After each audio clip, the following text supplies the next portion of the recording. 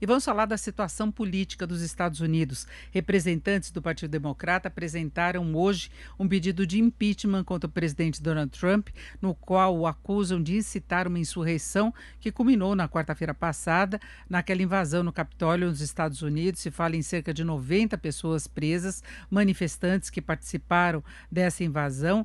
E o pedido agora de impeachment tem como argumentação que o discurso feito por Trump aos apoiadores, pouco antes da invasão, teria incentivado as ações violentas contra representantes do poder legislativo dos Estados Unidos. Mais cedo, os republicanos da Câmara dos Deputados rejeitaram uma resolução pedindo que o vice-presidente Mike Pence acionasse a 25ª emenda da Constituição, afastando Trump da presidência. Como houve objeção, a recomendação será reavaliada amanhã com a presença de todo o plenário.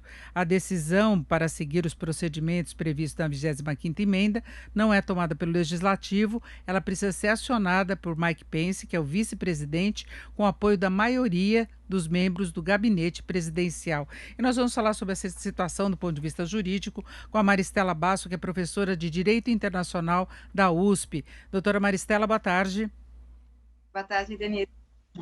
Bom, doutora Maristela, nós estamos vendo aí os Estados Unidos vivendo aí momentos de tensão, né, de questionamento das bases da democracia, a posição do presidente de não aceitar a derrota, de ter estimulado e uma mobilização toda das redes sociais para bloquearem, né, as contas dele, para evitar que ele estimule novas manifestações. Então é um momento bastante delicado, né? Muito. E se a gente pensar um presidente de um país, o presidente dos Estados Unidos, ter as suas contas nas redes sociais bloqueadas, isso é bastante desonroso, né? Independentemente de todo o contorno do conjunto da obra de Trump, que é um conjunto bastante desonroso, só se a gente pensar esse aspecto que você trouxe, é bastante chato, feio, e não caberia a um chefe de Estado se encontrar numa situação dessas. Por outro lado, você também traz duas possibilidades que são difíceis, mas que estão aí na mesa de negociações entre o legislativo, os deputados e senadores, e, por outro lado, o gabinete do presidente Donald Trump e ele mesmo, o presidente Donald Trump, que são as duas possibilidades. Uma é a possibilidade do impeachment, né, que é possível, né, ela é viável, ela caberia juridicamente dentro da história constitucional americana, não haveria nenhum impedimento legal e constitucional para que o impeachment fosse proposto, mesmo considerando um final de governo de Donald Trump. Mas, Denise, é bom a gente ter presente que é difícil prosperar esse impeachment, não pelo tempo que é exíguo até o final do governo Trump, pelas dificuldades de continuar um impeachment de um presidente que já deixou o poder e outro presidente assumiu, não só por essas questões, digamos, temporais, burocráticas, mas por uma questão mesmo de número de votos. Mesmo a gente sabe que nos Estados Unidos o impeachment ele deve ser proposto pela Câmara dos Deputados, pela maioria dos deputados. Isso não seria difícil, até porque o Partido Democrata tem, como nós sabemos, a maioria na Câmara dos Deputados. Então, é possível que saia um pedido de impeachment da Câmara dos Deputados e vá para o Senado. Então, é o Senado que examina a proposta de impeachment, o pedido de impeachment dos deputados e o aprova e começa o julgamento e vai até o final, ou ele simplesmente, como nós vimos em 2019, ou o Senado simplesmente manda arquivar e não aceita o pedido de impeachment. Então, imaginemos que esse pedido de impeachment seja, por unanimidade, votado favorável na Câmara dos Deputados. É preciso, então, que vá para o Senado. As possibilidades no Senado são difíceis deste impeachment, porque nesse momento, ainda no governo Trump, os republicanos têm a maioria. E se eles têm a maioria, fica difícil, né?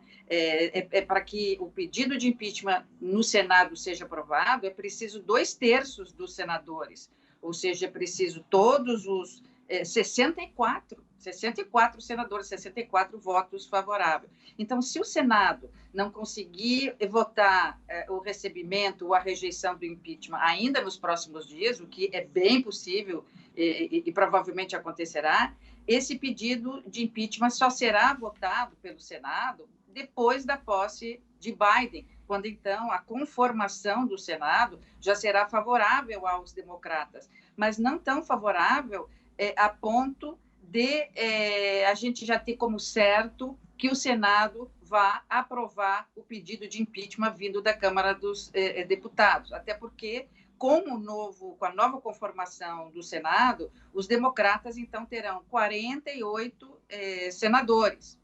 48 senadores, os republicanos ainda seguem tendo 50. Mas esses 48 senadores democratas, eles contam sempre com o voto de 2 senadores independentes. E esses 2 senadores independentes, então, se somariam àqueles 48 democratas e nós teríamos 50-50 e um possível desempate da vice-presidente Kamala Harris. Mas vamos ter presente, como eu disse antes, Denise, que são precisos 2/3 do Senado, ou seja, 64 membros do Senado julgando favoravelmente o pedido de impeachment. Isso é muito difícil, porque vamos supor que tenhamos os 50 democratas, né? Os 48 democratas, mais os 2 senadores independentes, são 50. É preciso agora 14 senadores republicanos para contar esse número de 64. Agora, 14 senadores republicanos, mesmo nessa conjuntura em que nós vimos que eles se dividiram contra e a favor de Trump, seriam difíceis esses 14 senadores republicanos votarem esse pedido de impeachment proposto pela Câmara. Então, há sim uma possibilidade de impeachment. É possível que esse impeachment só chegue no Senado depois da posse de Biden, mas é bem difícil que ele prospere, a não ser que se consiga esse número de 14 republicanos favoráveis. Na verdade, seria uma tentativa de evitar que Trump possa tentar depois voltar à cena política, não é? No caso de impeachment, ele perderia essa possibilidade, mas a gente vê um enfraquecimento muito grande, mesmo quando se fala na 25ª emenda, muitas pessoas ligadas a Trump já pediram demissão depois dos eventos da semana passada. Teve pelo menos 2 secretárias de transporte e de educação que foram as primeiras a pedir demissão, assessores pediram demissão, ele foi criticado por governadores republicanos, ele foi criticado por muitos senadores e deputados republicanos que respeitam a democracia dos Estados Unidos e acharam inadmissível a invasão que até determinado ponto Trump estimulou. Depois, quando ele percebeu que a situação ficou grave demais, é que ele veio com um anúncio dizendo que criticando, não é, toda essa situação, não é, não dando apoio aos apoiadores dele, mas ele sai muito enfraquecido de qualquer modo, não é? Claro, Denise, e você trouxe bem essa questão da invasão, que foi bastante traumática para a sociedade americana, porque a última invasão ao Capitólio, não vamos dizer a última, mas a anterior, foi em 1814, quando os britânicos incendiaram o Capitólio, né? Eles não só tentaram invadir, como eles incendiaram o berço da democracia nos Estados Unidos, o mais importante órgão num processo, num país democrático, que é o poder legislativo. Então, isso foi muito, digamos, marcante na história dos Estados Unidos. Então, de 1814, quanto tempo nós tivemos que esperar para que um novo episódio de invasão acontecesse, o que nem se esperava mais. Esse episódio de 1814 dos britânicos tinha ficado no passado, tinha sido varrido da história americana. Então, isso foi muito traumático. O que a gente pode comentar, seguindo o seu raciocínio e dando um pouco mais de elementos para que as pessoas que estão nos ouvindo reflitam e tenham um pouco mais de informação sobre o que vem pela frente nos Estados Unidos, é que não há dúvida que o Mike Pence pode invocar a 25ª emenda e afastar Donald Trump do da Casa Branca, da presidência. Claro, isso é possível, não há precedentes recentes, né? Esse afastamento deveria acontecer por incapacidade mental, por alguma doença mental aí que se manifestou, ou que tenha se manifestado na vida desse presidente, no caso de Trump, ou uma incapacidade moral, né? Uma incapacidade ética. Então, talvez a alegação da 25ª emenda fosse por conta dessa incapacidade ética, dessa incapacidade moral, sem levantar a questão que demandaria muita prova e perícias do aspecto mental. Então, é possível. Contudo, Mike Pence não pode fazer isso sozinho. A Constituição diz que é da iniciativa do vice-presidente com o apoio de praticamente todos os membros do gabinete da presidência, ou seja, todos os principais secretários e assessores, o que também é bem difícil, porque ainda que tenha havido, como você destacou, uma baixa, né, muitos se demitiram do gabinete do presidente, praticamente a equipe toda da primeira-dama, quer dizer, houve aí uma baixa, há uma desidratação da Casa Branca de funcionários importantes e até funcionários de carreira nesse momento, mas é bem difícil que Mike Pence consiga ou se proponha a levantar a 25ª emenda pelas dificuldades que isso pode trazer. Contudo, Denise, é muito importante ter essa carta na manga do colete, no bolso do colete, porque a possibilidade de levantar a 25ª emenda, ou seja, a possibilidade de afastar o presidente Donald Trump, e todas as circunstâncias estão indo no sentido de que seria possível, sim, constitucionalmente, legalmente, moralmente, né, seria legítimo pedir o seu afastamento, é possível que não se peça o afastamento, mas se jogue com, olha, Mike Pence e o gabinete não pede o seu afastamento, não pede a sua saída da presidência, mas você, Donald Trump,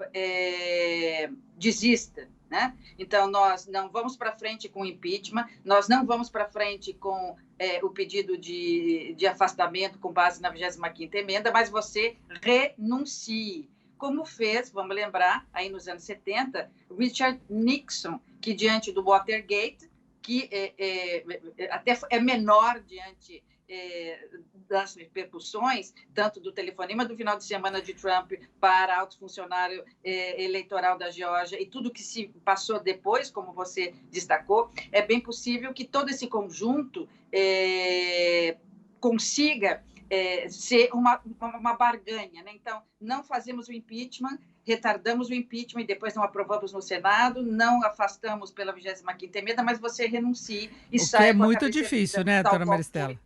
Tal qual fez Nixon. O que é muito difícil tratando de Trump, né? É muito difícil se imaginar que ele concordaria, ele não reconhece a derrota nas eleições. Eu acho que seria uma posição muito difícil, é praticamente impossível que ele renuncie. Agora, na verdade, o que se pretende com esse impeachment é evitar que ele queira retornar à cena política, porque normalmente nos Estados Unidos os presidentes saem, reeleitos ou não, e partem para uma outra carreira, têm alguma influência política ainda, têm um posicionamento, representam o país em eventos internacionais, mas eles se afastam diretamente e não tentam retornar. Agora, Trump quebra todos os protocolos, desde sempre ele quebrou e vai quebrar inclusive o protocolo de não participar da posse de Biden, não é? Ele sentiu o gostinho, ele já sabia o que era ser um homem na iniciativa privada rico e poderoso, sob a perspectiva do capital, sob a perspectiva das propriedades, sob a perspectiva da sociedade.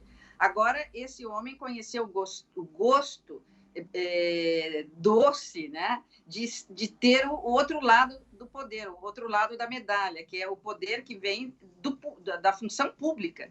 E da função pública mais elevada que um homem pode ambicionar, né, que um homem político pode ambicionar no mundo, que é ser presidente dos Estados Unidos e estar por 4 anos na Casa Branca. Então, ele conseguiu fechar essa sensação de poder em todos os flancos, né, porque ele conhece o poder dos ricos e influentes na sociedade, dos empresários importantes, e ele conhece o poder político, e ele sabe que um sem o outro sempre, agora, a partir de agora, com a experiência que ele tem, deficitário. E se ele pudesse escolher, o poder público é muito mais narcísico, ele dá muito mais benefícios, ele traz muito mais reconhecimento, ele traz muito mais pessoas te reconhecendo na rua. Quer dizer, para um narcisista, primário como ele, isso é muito importante. Então, como você disse, é bem provável que ele vá trabalhar agora dentro do Partido Republicano para voltar, reaparecer daqui 4 anos. Então, improviso não lhe falta,